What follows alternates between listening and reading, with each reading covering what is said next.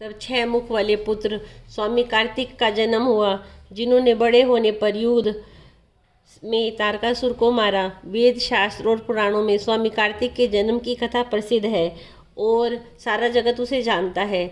षडानंद स्वामी कार्तिक के जन्म, कर्म, प्रताप और महान पुरुषार्थ को सारा जगत जानता है।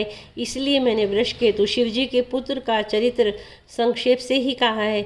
शिव पार्वती के विवाह की इस कथा को जो स्त्री पुरुष कहेंगे, गाएंगे, वे कल्याण के कार्य और विवादी मंगलों में सदा सुख पाएंगे। गिरिजापति महादेव जी का चरित्र समुद्र के समान अपार है, उसका पार वेद भी नहीं पाते। तब अत्यंत मंद बुद्धि और गवार तुलसीदास जी उसका वर्णन कैसे कर सकता है। शिवजी के रसीले और सुहावने चरित्र को सुनकर मुनि भारद्वाज जी ने बहुत ही सुख पाया। कथा सुनने की उनकी लालसा बहुत बढ़ गई, नेत्रों में जल भर आया और रोमावली खड़ी हो गई। वे प्रेम में मुग्ध होकर मुख से वाणी नहीं निकलती। उनकी ये दशा देखकर ज्ञानी मुनि याज्ञवल्क्य बहुत प्रसन्न हुए और बोले, हे मुनीश, हा, तुम्हारा जन्म तो धन्य है। तुमको गौरीपति शिवजी प्राणों के समान प्रिय है।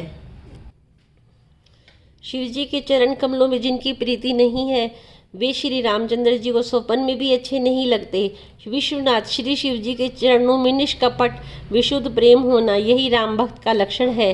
शिवजी के समान रघुनाथ जी की भक्ति का व्रत धारण करने वाला कौन है, जिन्होंने बिना ही पाप के सती जैसी स्त्री को त्याग दिया और प्रतिज्ञा करके श्री रघुनाथ जी की भक्ति को दिखा दिया। हे भाई, श्री रामचंद्र जी को शिवजी के समान और कौन प्यारा है।